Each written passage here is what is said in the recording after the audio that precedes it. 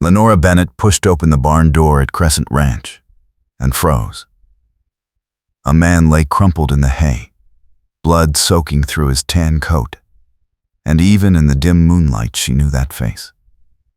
Wade Carver, the trail boss she had tried to marry 6 years ago. The man who had left her standing in a half-finished ceremony with nothing but questions and a wound that had never properly healed. He stirred, one hand pressed to his shoulder, his sun-faded brown hair dark with sweat. His eyes opened, pain clouding them, and then he saw her. Recognition hit like a lightning strike. "Lenora," he said, voice rough. His hand dropped.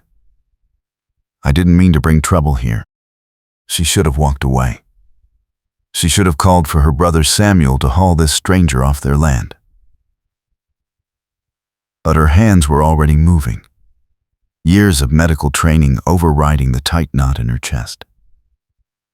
She crossed the barn floor, knelt beside him, pushed his coat aside to see the wound.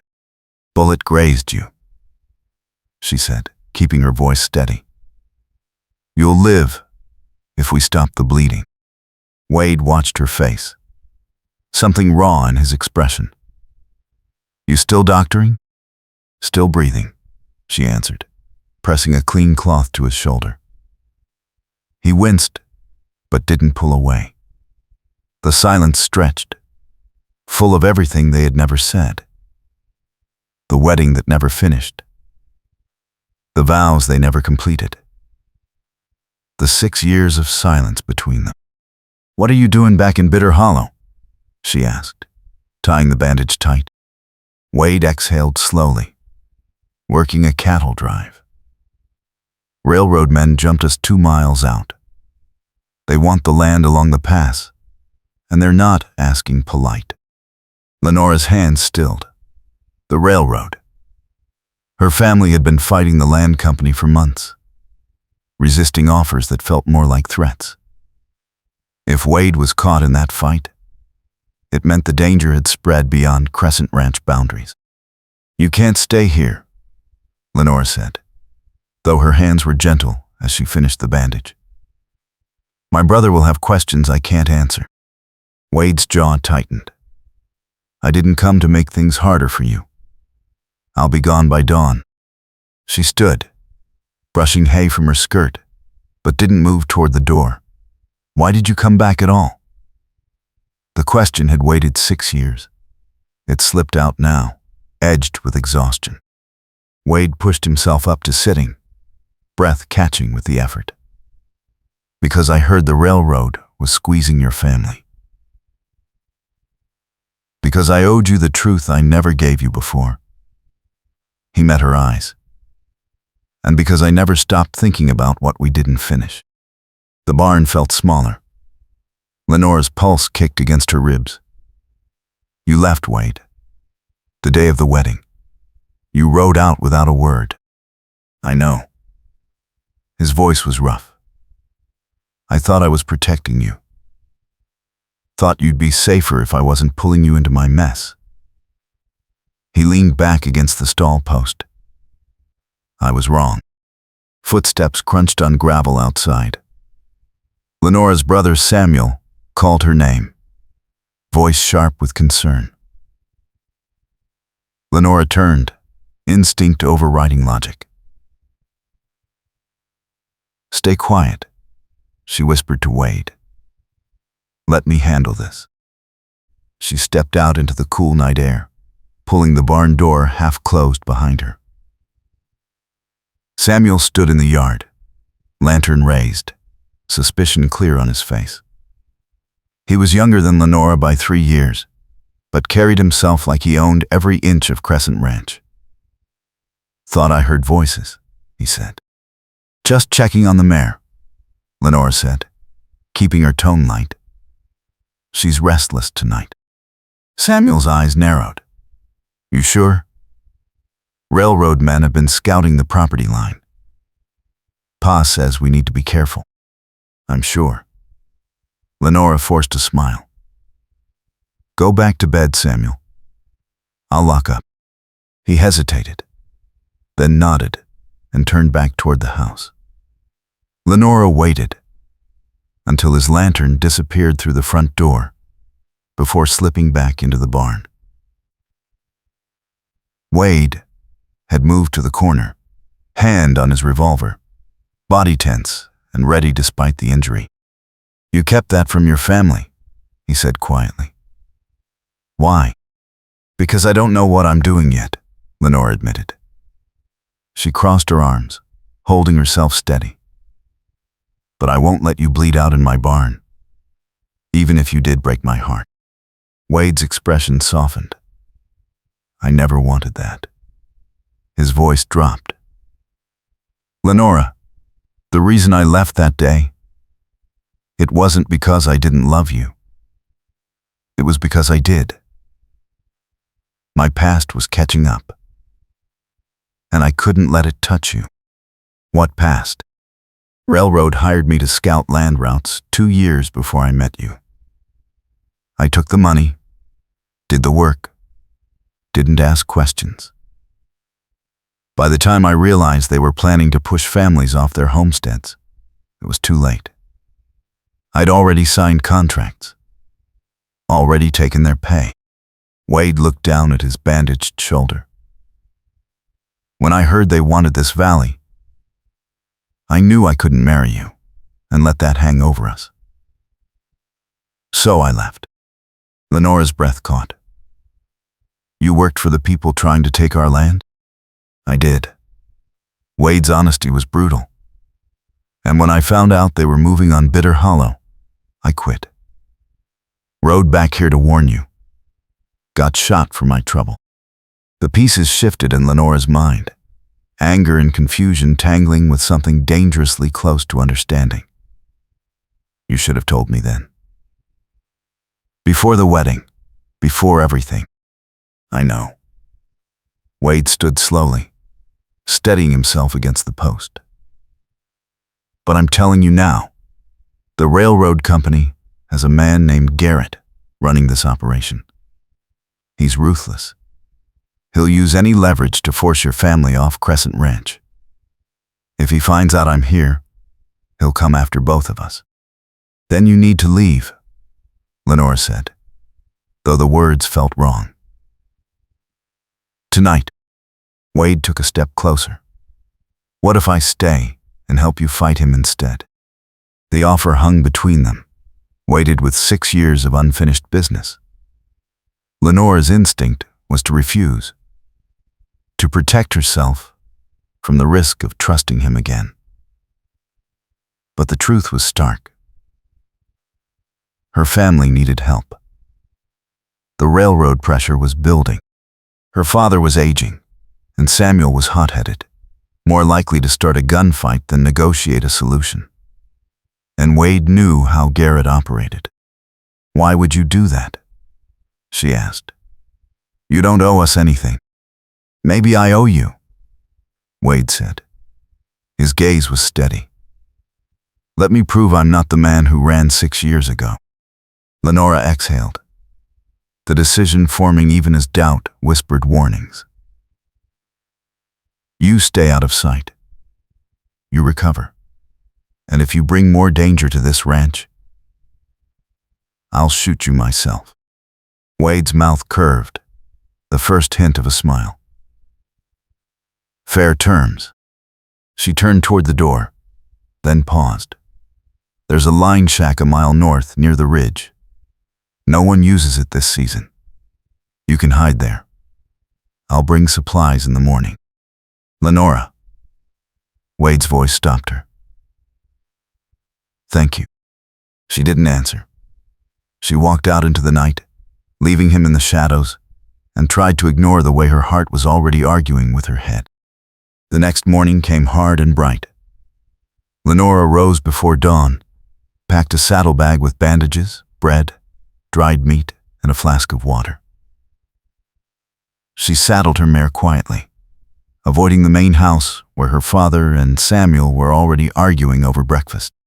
The tension in the family had been building for weeks.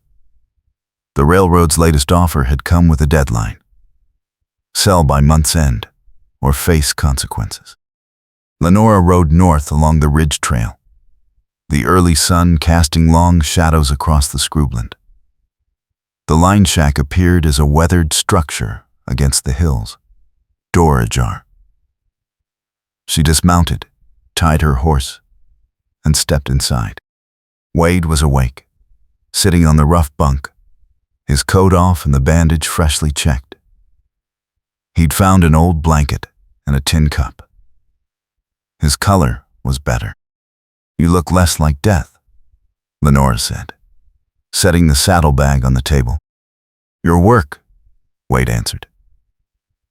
He stood, testing his shoulder with a careful roll. Pain still lingered in his eyes, but the bleeding had stopped. "You're a good doctor."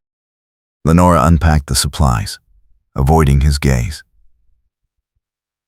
Being good at something doesn't mean you have to like doing it. "You don't like doctoring?" She paused, hands stilling on the bread.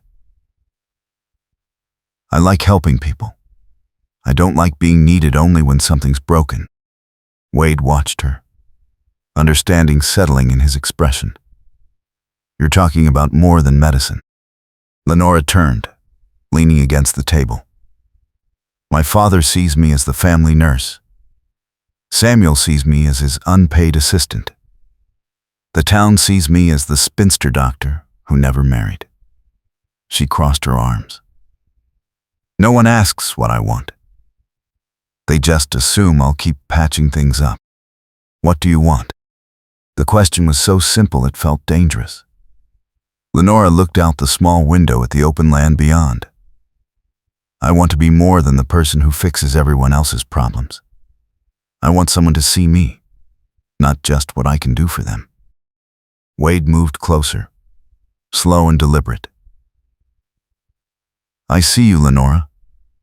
I always did." She turned sharply, walls snapping up. Don't say things like that when you're here because you feel guilty." "It's not guilt," Wade said. "It's the truth I should have told you 6 years ago. You were the one thing I got right, and I walked away because I was a coward." He stopped an arm's length from her. "I'm not walking away again." Lenora's throat tightened. "You don't know what you're promising. This fight with the railroad, it's not just business. They've been threatening my father, pressuring Samuel. If you stay, you're choosing a losing battle. Then I'll lose it with you." Wade's voice was steady. "But I don't think it's lost yet.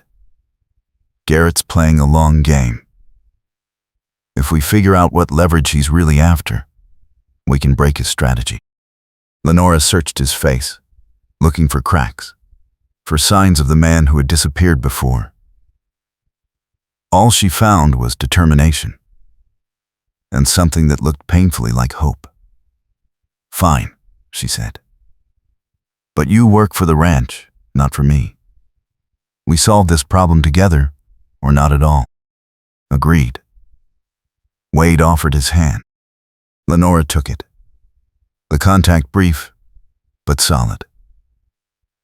"Then let's start by figuring out what Garrett wants badly enough to shoot his own former scout." Wade's expression darkened. "The pass route. It's the shortest path through the mountains to the next territory.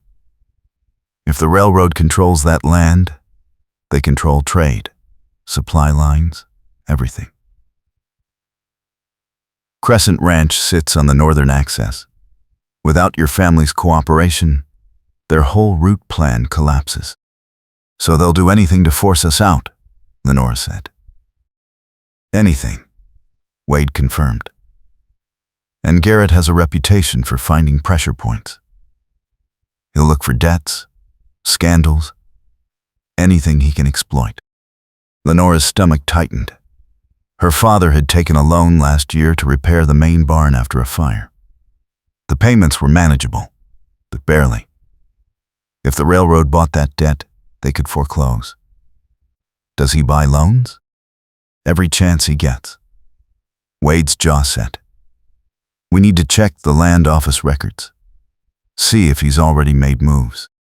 That's in Bitter Hollow. Lenora frowned. You can't go into town. Someone will recognize you. Then you go, Wade said. I'll stay here and scout the property line. If Garrett's men are watching the ranch, I'll spot them. Lenora nodded, already calculating the trip. I can be back by evening. She hesitated.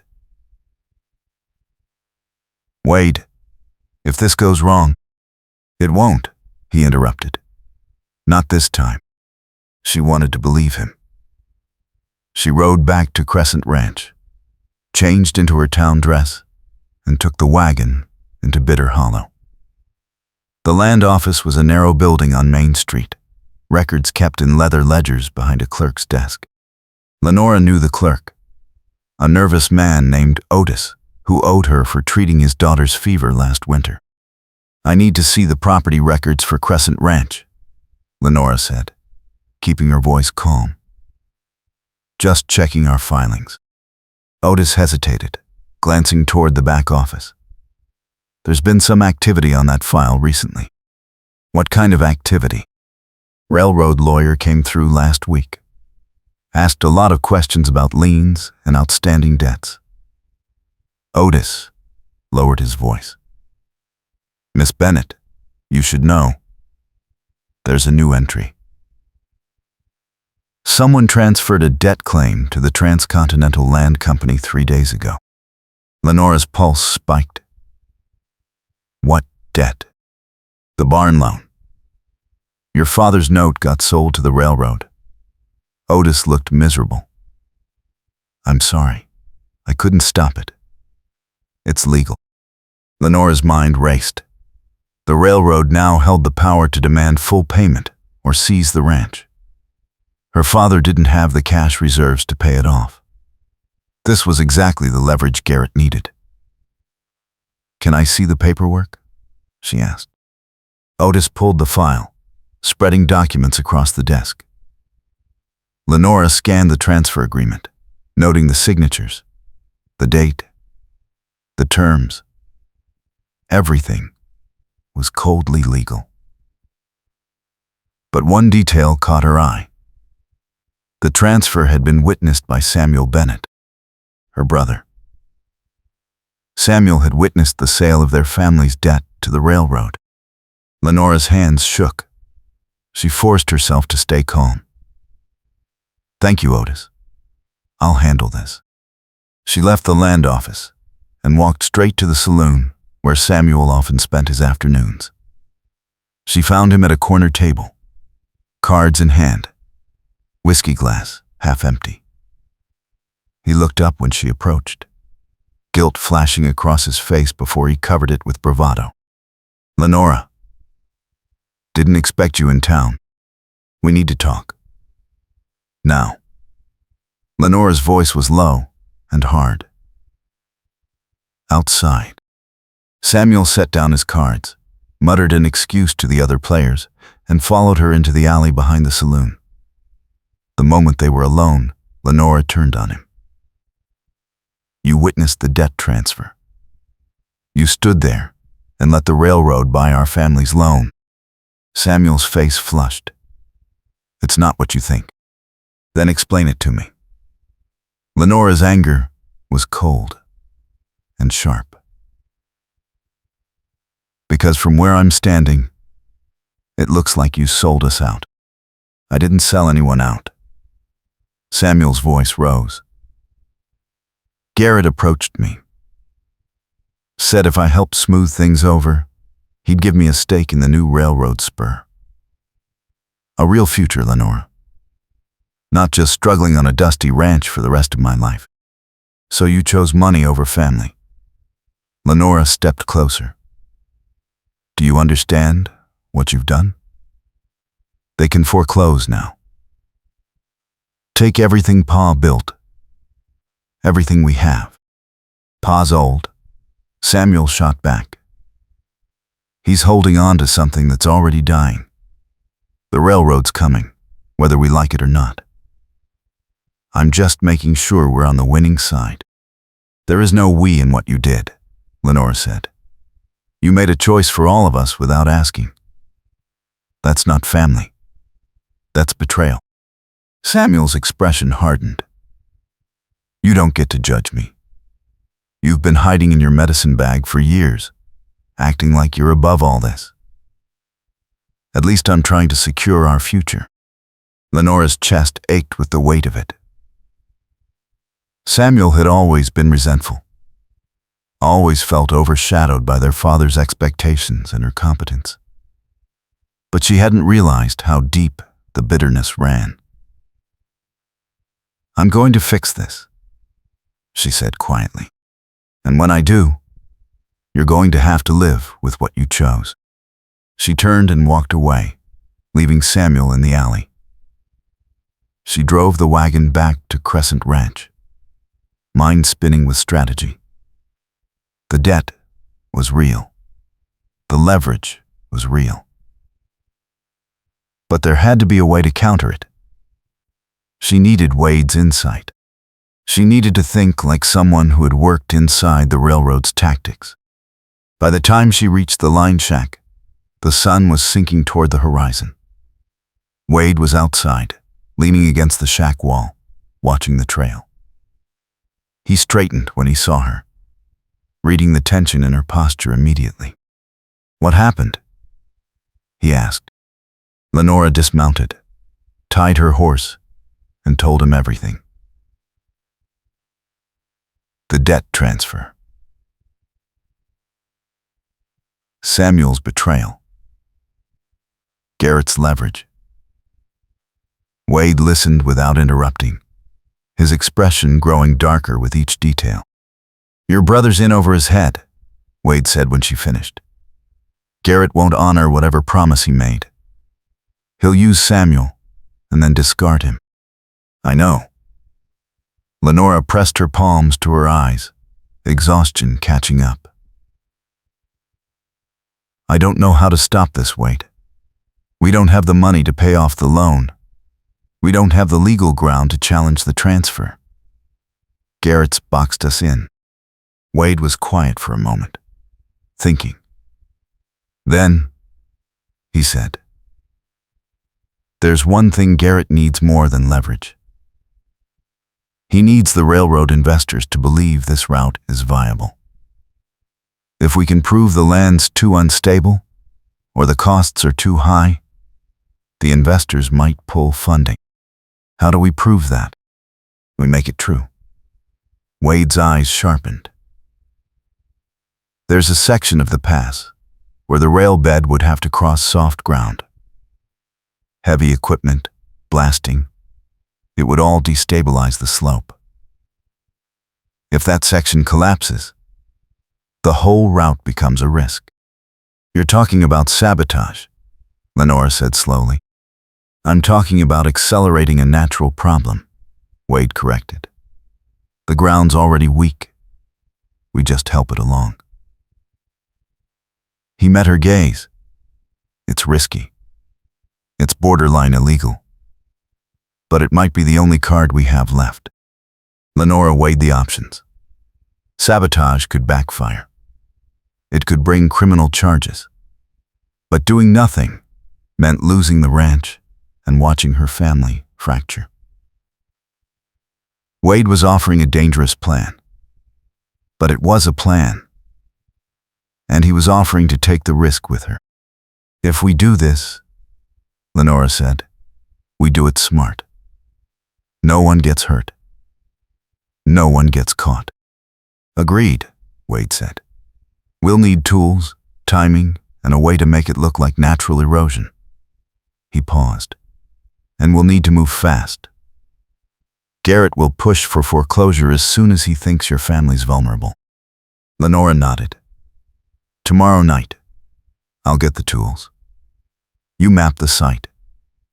We meet after dark and finish this before anyone knows we were there. Wade's hand found hers, a brief squeeze. We'll fix this, Lenora. Together. She wanted to believe that word. Together. It had been a long time since she'd felt like she wasn't carrying everything alone. They spent the next day preparing. Lenora gathered shovels, rope, and a small keg of blasting powder her father kept for clearing stumps. Wade scouted the pass, identifying the weakest section of slope and plotting the safest approach. By the time night fell, they were ready. They rode out under a moonless sky, the darkness thick and concealing. The pass loomed ahead, rocky and steep, the proposed rail route cutting across its face like a scar. Wade led them to a section where the ground was already cracked, stress fractures visible even in the dim starlight. "This is it," he said quietly. "If we collapse this section, the whole slope becomes unstable. The railroad will have to reroute or abandon the pass entirely." Lenora dismounted, handing him the tools. "Let's make it fast." They worked in tense silence, digging at the base of the slope, setting small charges in the cracks. Wade's hands were steady despite his healing shoulder. Lenora's medical precision translated into careful placement. They were nearly finished when hoofbeats echoed from the trail below. Wade grabbed her arm, pulling her behind a boulder. A group of riders appeared, lanterns swinging, voices carrying in the night air. Lenora recognized the lead rider, a hard-faced man in a fine coat. Garrett, the railroad boss, reined in his horse, studying the slope. He gestured to his men. "I want this section surveyed again. Bennett's family is stalling, but I'll have that land by week's end." He smiled, cold and confident. One way or another. The riders moved closer, lanterns throwing light across the rock face. Wade's hand was on his revolver, body coiled and ready. Lenora's heart hammered. If they were discovered now, there would be no explaining it away. They'd be arrested, or worse. Garrett's horse stepped closer to their hiding spot. Lenora held her breath, every muscle locked. Then one of Garrett's men called out from further down the trail. "Boss, there's a problem with the Western survey markers. Someone's been moving them." Garrett cursed, turning his horse. "Show me." The group rode off, lanterns fading into the distance. Lenora exhaled shakily. Wade's hand was still on her arm, gripped tight. That was too close. He muttered. "We finish this now," Lenora said. "Before they come back." They set the final charges, lit the fuses, and retreated to a safe distance. The explosions were muffled, controlled, but effective. The slope shuddered, cracks spreading like spiderwebs. A section of rock and earth slid downward, collapsing into the proposed rail bed. It wasn't dramatic, but it was enough. The ground was now visibly unstable, a liability no investor would ignore. Wade and Lenora mounted their horses and rode hard back toward Crescent Ranch, adrenaline still singing in their veins. They didn't speak until they reached the line shack, both of them breathing hard, faces flushed with the danger they'd just survived. "We did it," Lenora said, voice shaking with relief and disbelief. "We actually did it." Wade nodded, a grim smile crossing his face. "Now we wait and see if it's enough to scare off the investors." They stood there in the cool night air, the weight of what they'd done settling over them. Lenora realized how close Wade was standing, how his hand was still resting lightly on her arm. She looked up, meeting his eyes, and saw something raw and unguarded there. "Lenora," Wade said quietly, "if this works, If we save the ranch, I need you to know something. He paused, choosing his words carefully. I didn't come back just to help. I came back because 6 years without you was hell. Because I never stopped regretting walking away. Because I want a second chance, even if I don't deserve it. Her breath caught. The walls she'd built around her heart trembled. You hurt me, Wade. You left me standing there, in front of everyone, with no explanation. I know. His voice was rough with regret. And I can't undo that. But I can promise you I won't run again. I can promise you I'm here, fully, for whatever comes next. Lenora wanted to believe him, wanted to trust that this time would be different.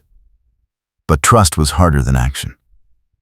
Prove it, she said, not with words. Prove it by staying when things get hard.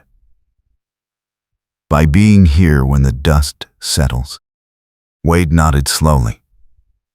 I will. They stood there for another heartbeat, the space between them charged with possibility.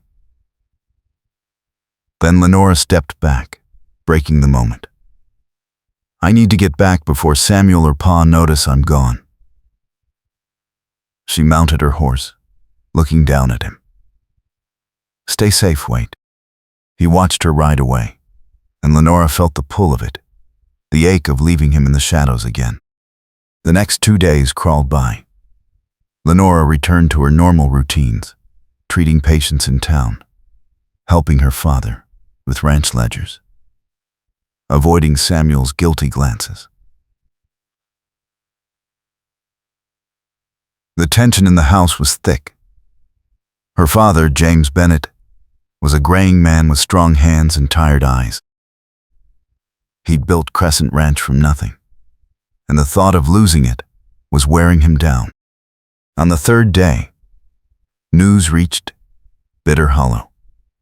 The railroad survey team had reported severe ground instability in the pass. Investors were questioning the route's viability. Garrett was furious, demanding new assessments and threatening legal action against anyone he suspected of sabotage. But without proof, his threats were empty. Lenora heard the news from Otis at the land office. Miss Bennett, he said, relief clear in his voice. The railroad's pulling back. They're not foreclosing on your father's loan. Not yet, anyway. Why not? Lenora asked, keeping her expression neutral. Investor pressure. They can't justify seizing land for a route that might not happen. Otis leaned closer. Between you and me, I think they're going to reroute entirely. Too much risk now. Lenora allowed herself a small breath of relief. Thank you, Otis. She rode back to Crescent Ranch and found her father sitting on the porch, staring out at the land he'd fought so hard to keep. She sat beside him, the silence comfortable in a way it hadn't been for weeks. Pa, she said gently. The railroad's backing off. The loan's safe for now. James turned to her, surprise and cautious hope in his eyes. How do you know? I checked with the land office. The investors are questioning the pass route. It's buying us time. James exhaled slowly, some of the weight lifting from his shoulders. I don't know how that happened, but I'm grateful. He looked at her. You've been carrying a lot, Lenora. More than you should have to. I'm all right, Pa, she said. But we need to talk about Samuel. James's expression darkened. I know he's been dealing with Garrett. He thinks I don't notice, but I'm not blind. He sighed. Your brother's angry. Feels like the ranch is my dream, not his. I don't know how to fix that. Maybe you can't, Lenora said quietly. Maybe he has to choose what kind of man he wants to be. James nodded, the sadness in his eyes deep and old. I hope he chooses right. That evening, Lenora rode out to the line shack one last time. Wade was packing his few belongings, preparing to move on now that the immediate danger had passed. He looked up when she entered, and something in his expression told her he'd been expecting her. "The railroad's pulling back," Lenora said. "The plan worked." Wade smiled. "A real one this time. That's good. Your family's safe. For now." Lenora crossed her arms, suddenly uncertain. "What are you going to do now?" Wade set down the pack. "I was going to ask you the same thing." "I'm staying," Lenora said. "This is my home. My family. Even with all its problems, it's mine." Wade nodded slowly. "And what about us?" The question hung in the air. Simple and impossible. Lenora stepped closer. "You asked for a second chance. You said you'd stay when things got hard." She met his eyes. "Things are still hard, Wade. Samuel's betrayal, the railroad, the debt, it's all still there. Just quieter for now." "I know." Wade moved toward her, stopping just within reach. "And I'm still here." Lenora felt the walls she'd built start to crack. For 6 years she'd told herself she didn't need anyone, that she was fine alone. But standing here, looking at Wade, she realized she'd been lying. She'd been protecting herself, not healing. And protection wasn't the same as strength. "I don't know how to do this," she admitted. "How to trust you again." Wade's hand lifted, hesitating, then gently touched her cheek. "You don't have to know right now. You just have to let me try." Lenora closed her eyes, leaning into the touch despite every warning in her head. When she opened them again, Wade was watching her with a tenderness that nearly broke her. "If you stay," she said quietly, "you stay as yourself. Not as someone trying to fix me or the ranch. Just Wade. Just Wade." He smiled. "I can do that." She kissed him then. A choice she made without thinking. Just feeling. It was careful and tentative, and full of 6 years of longing and hurt. Wade's arms came around her, holding her like she was something precious and fragile. When they pulled apart, Lenora's heart was pounding, her defenses in ruins. "Stay," she whispered. "Not in hiding. Stay and help me rebuild what Samuel broke. Stay and be part of this family, if they'll have you." Wade's thumb brushed her cheek. "I'm staying. For as long as you'll let me." They stood there in the small line shack. The future uncertain, but no longer impossible. Lenora felt something shift inside her. The wound she'd carried for so long, finally beginning to heal. Not because Wade had returned, but because she'd chosen to let him back in. Because she'd chosen trust over fear. The next morning, Lenora brought Wade to Crescent Ranch openly. Her father was sitting on the porch when they rode up together, and his eyes widened with recognition. "Wade Carver," James said slowly. "Didn't expect to see you again." "I didn't expect to be back," Wade replied, dismounting. "But circumstances changed." He glanced at Lenora. "Your daughter saved my life. And I'd like to help save your ranch, if you'll let me." James studied him for a long moment, then looked at Lenora. "This your choice?" "It is," Lenora said firmly. James nodded. "Then you're welcome.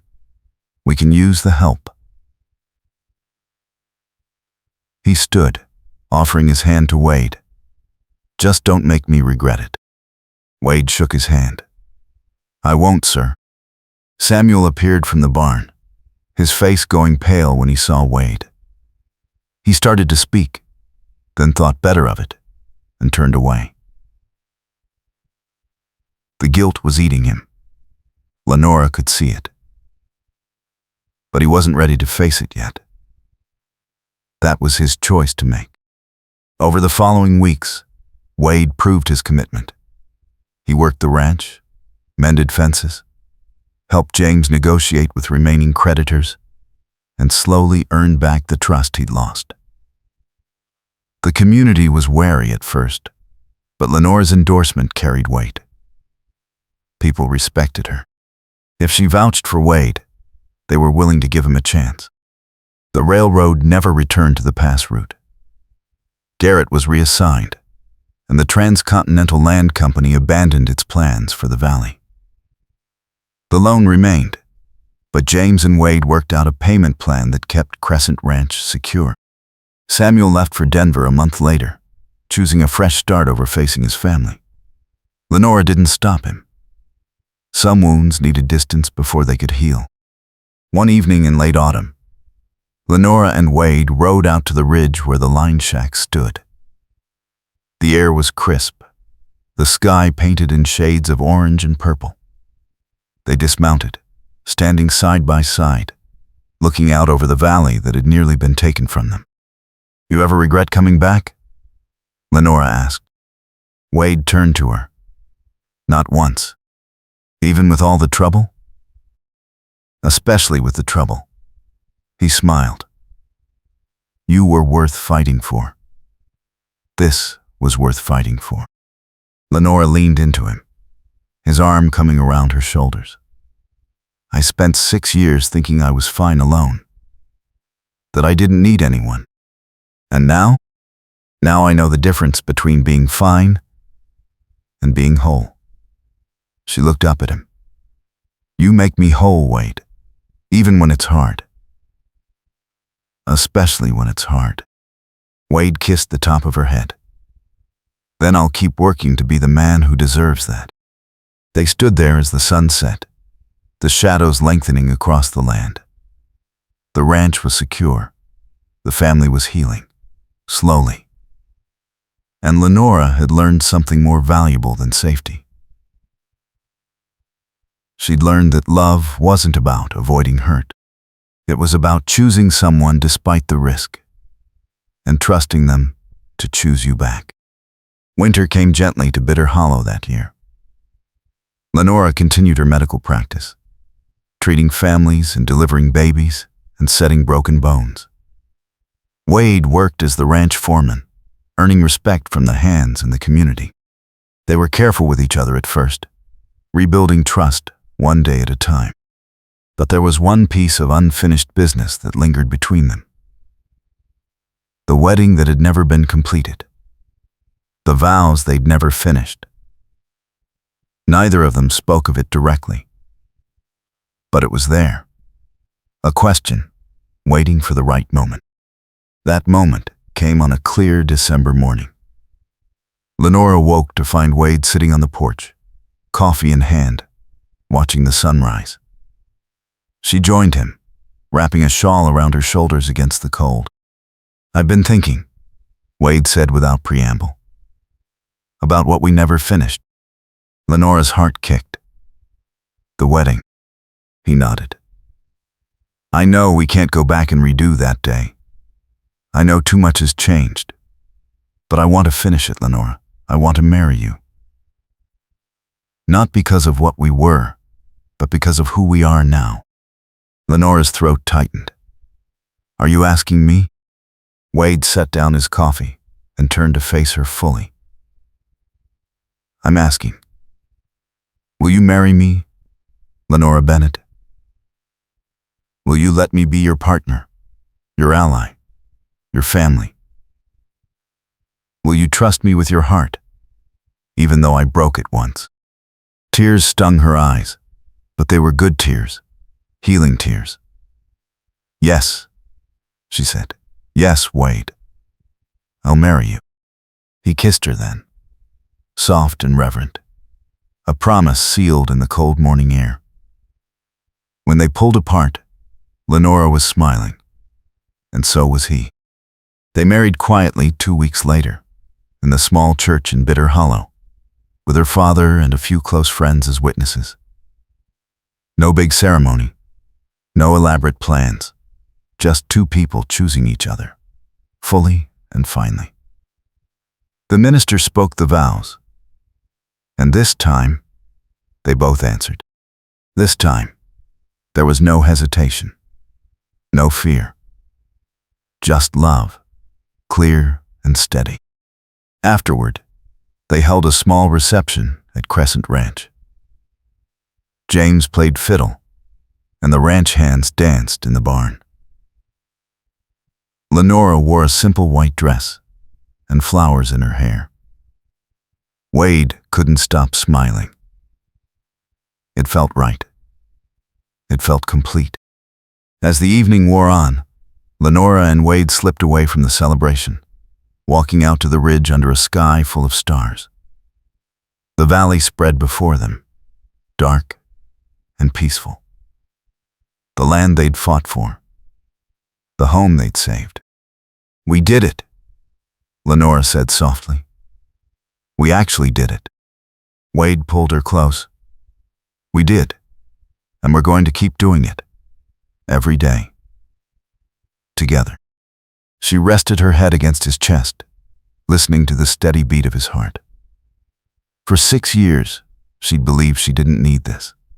Didn't need love, partnership, vulnerability. But she'd been wrong. She needed all of it. And she'd found it with the man she'd never stopped loving, even when she'd tried. The months that followed were not without challenges. Ranch life was hard. Money was tight. The scars of Samuel's betrayal took time to fade. But Lenora and Wade faced it all side by side. They worked the land, cared for the animals, treated the sick, and built a life that was theirs.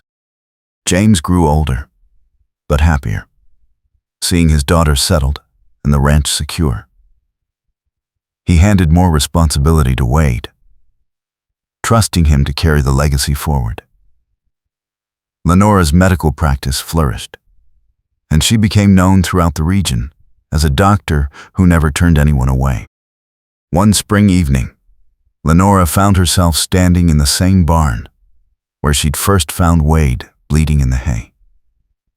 The memory was vivid, the fear and shock and old hurt. But now, it was layered with everything that had come after. The trust they'd rebuilt, the partnership they'd forged, the love they'd chosen. Wade appeared in the doorway, silhouetted against the sunset. "Looking for you?" he said, stepping inside. "Just thinking," Lenora replied. "About the night you came back. Regret it?" he asked, teasing but with a thread of seriousness. Not even a little. She crossed to him, took his hand. "You gave me something I didn't know I needed.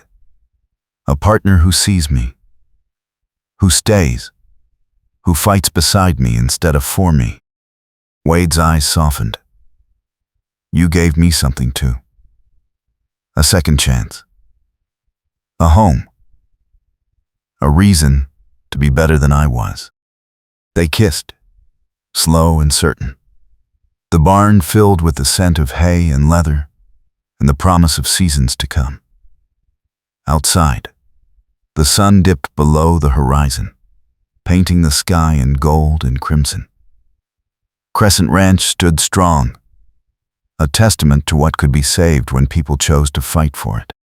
The story could have ended there, with peace and security and love. But life on the frontier was never quite that simple.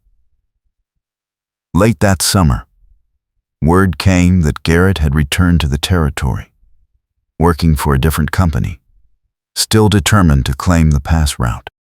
He'd learned about the sabotage, pieced together who was responsible, and was building a case to bring criminal charges. Lenora received the news from Otis. who rode out to Crescent Ranch in a panic. "They're saying you and Wade destroyed railroad property," Otis said, breathless. "Garrett has witnesses. He's going to the federal marshal." Lenora's stomach dropped. Federal charges meant prison. It meant losing everything they built. She found Wade in the north pasture, told him what Otis had said.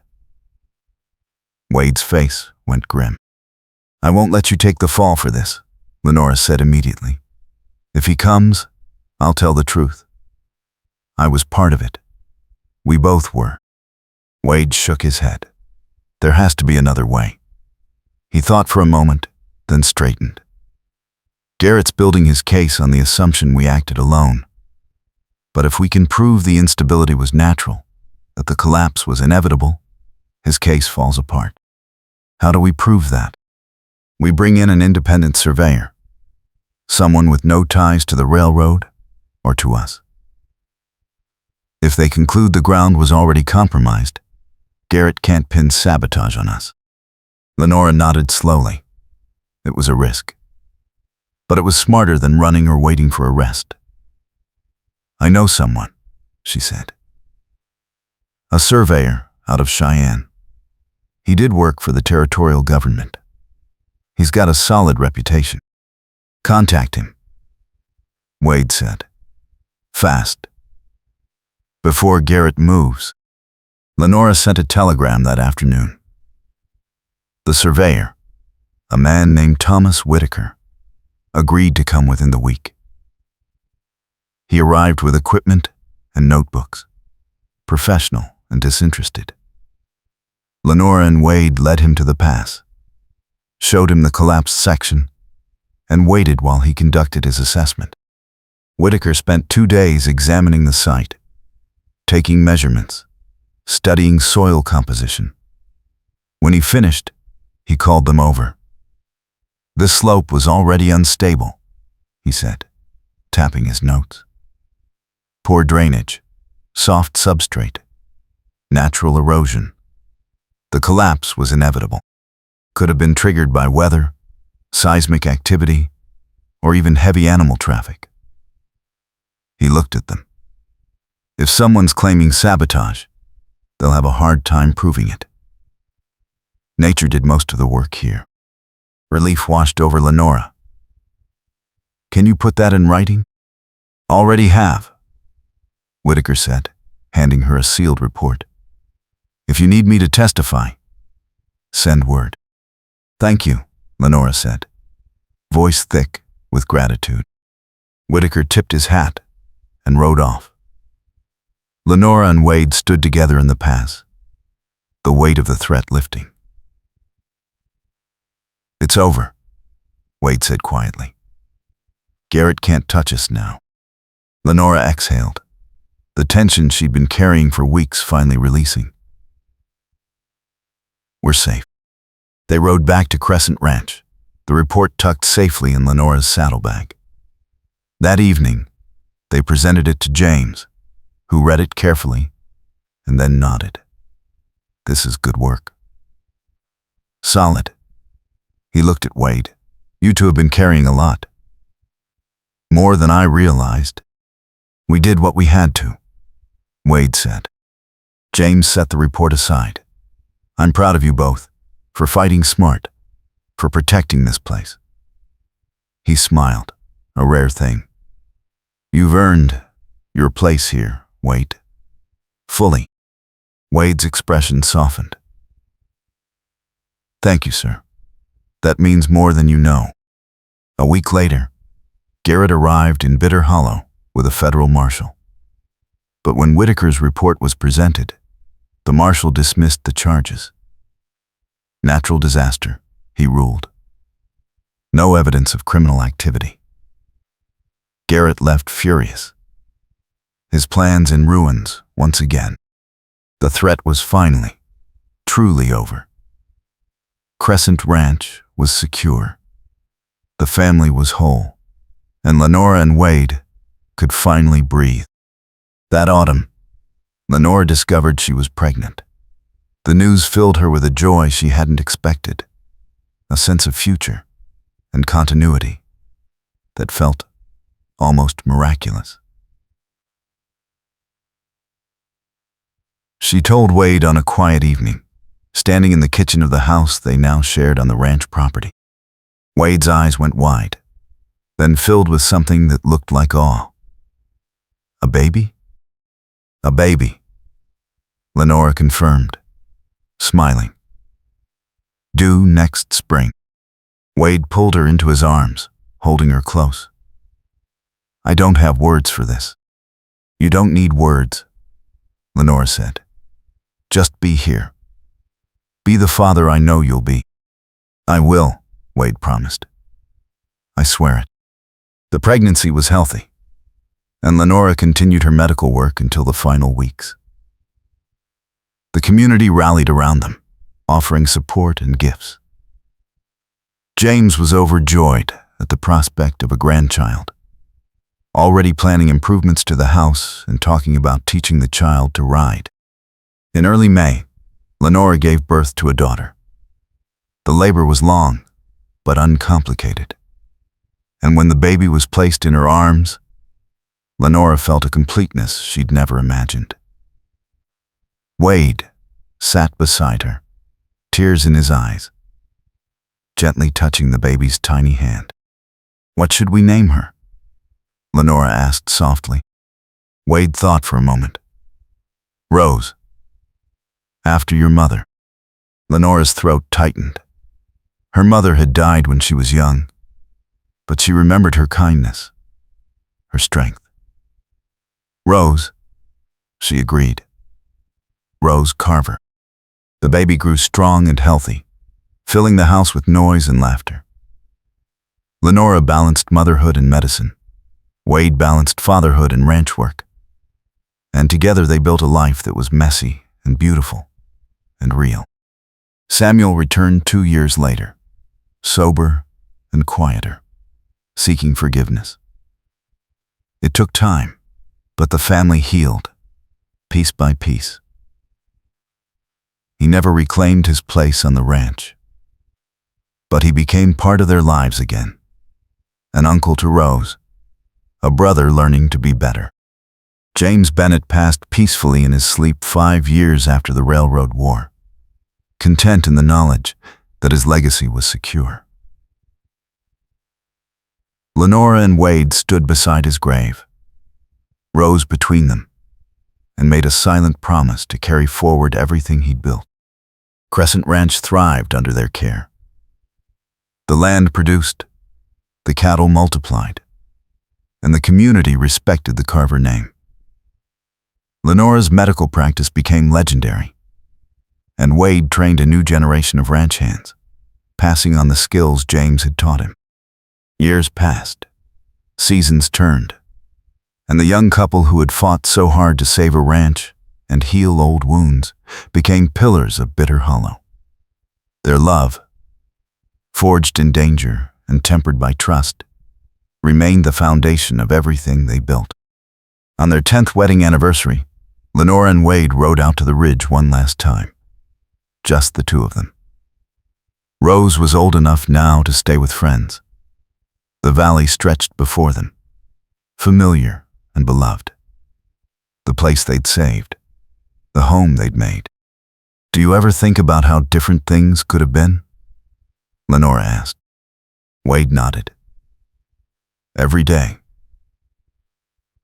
If I hadn't come back, if you hadn't let me stay, if we hadn't chosen each other when it was hard.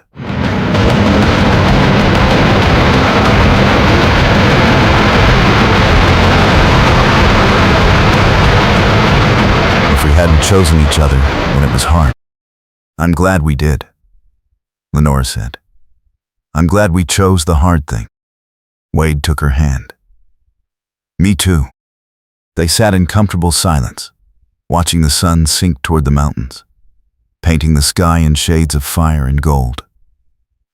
The past was behind them, healed and settled. The future stretched ahead, unknown but not frightening. because they would face it together, as they had faced everything else. Lenora leaned into Wade, his arm coming around her, and felt the deep contentment of a life well lived. She had saved the man she loved. He had saved her in return. And together, they had saved the home that held them both. The sun dipped below the horizon, leaving the sky awash in twilight. Stars began to appear, one by one, scattered across the darkening expanse. Lenora thought about the girl she'd been, the one who had stood in an unfinished wedding, heartbroken and alone. That girl had believed she needed to be strong by herself, that depending on anyone was weakness. But she'd been wrong. Strength wasn't isolation. It was partnership. It was letting someone see your wounds and trusting them not to exploit them. It was choosing love, even when it was risky, even when it hurt. Wade shifted beside her, his voice quiet. "What are you thinking?" "That I'm grateful," Lenora said. "For everything. Even the hard parts. Especially the hard parts. Because they brought us here." Wade kissed her temple. "I love you, Lenora Carver. I love you too, Wade." She smiled. "Let's go home." They mounted their horses and rode back down the ridge, toward the lights of Crescent Ranch glowing warm in the gathering darkness. Home. The word meant more now than it ever had. It wasn't just a place. It was the people you chose, the life you built together, the love you fought for and earned and kept. As they reached the ranch yard, Rose ran out to meet them, her laughter bright and clear. Lenora dismounted, scooping her daughter into her arms, Wade's hand resting on her shoulder. They stood there together, a family forged in fire and tempered by time. And Lenora knew with absolute certainty that she was exactly where she was meant to be. The stars overhead shone steady and bright. The land stretched quiet and strong beneath them. And inside the house, warmth and laughter and the promise of tomorrow waited. This was the life Lenora had fought for, the love she had chosen, the future she had earned. And it was more than enough. It was everything. The years continued to unfold with the steady rhythm of ranch life. Rose grew into a bright, curious child, learning to ride before she could read, helping her mother in the clinic and her father in the fields. She had Lenora's eyes and Wade's determination, a combination that promised both trouble and greatness. When Rose was 8, a younger brother arrived. They named him James, after Lenora's father, and the boy carried the same quiet strength his grandfather had possessed. The family grew, the house filled with the noise and chaos of children, and Crescent Ranch became a place where laughter echoed across the valleys. Lenora's medical reputation spread far beyond Bitter Hollow. Families traveled for days to seek her care. She trained 2 apprentices, passing on her knowledge, ensuring the community would be cared for long after she was gone. Wade became known as one of the finest cattlemen in the territory, his herd sought after, his advice valued. But the true measure of their success wasn't in land or reputation. It was in the quiet moments. The evenings on the porch, watching their children play. The shared glances across the dinner table. The way Wade still reached for Lenora's hand in the night, and the way she still leaned into him, trusting completely. They had started as 2 wounded people, carrying secrets and scars. They had become partners, equals, allies, in a fight that had demanded everything. And they had emerged victorious, not because they had avoided pain, but because they had faced it together. One summer evening, when Rose was 15 and James was 7, the family gathered on the ridge for a picnic. It had become a tradition, a way to mark the anniversary of the day Wade had returned.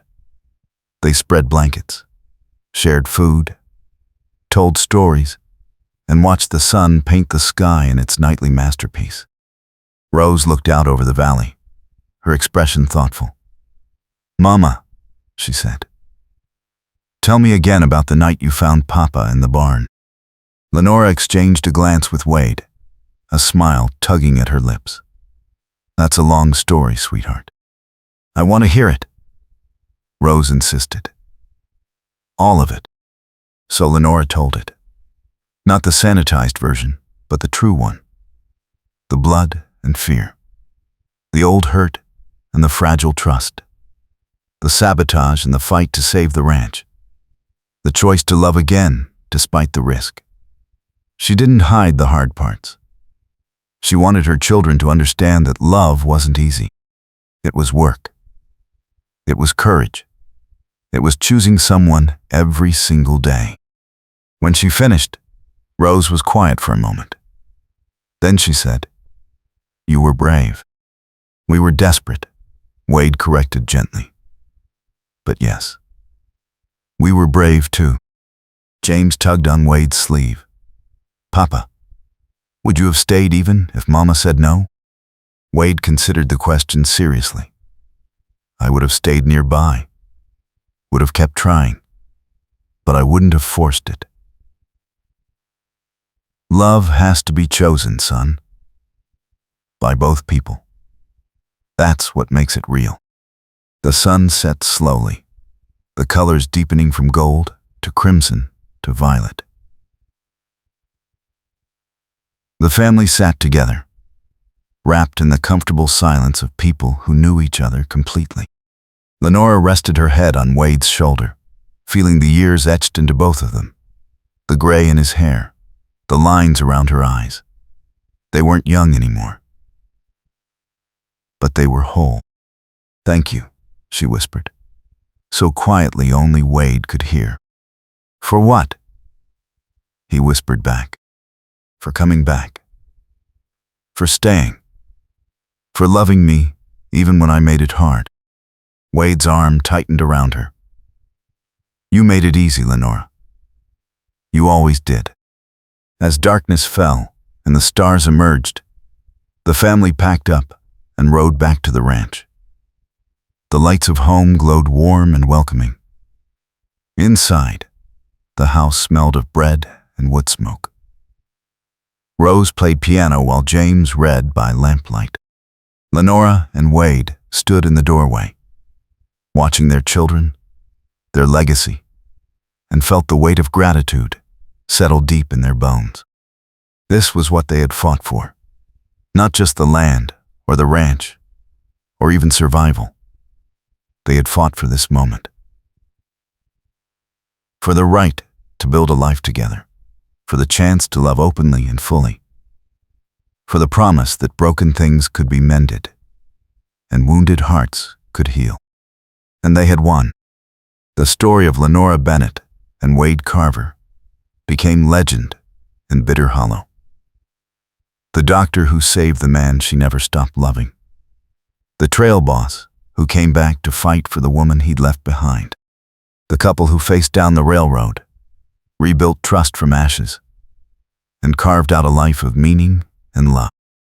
Years later, when Lenora and Wade were old and their children grown with families of their own, they would still ride out to the ridge.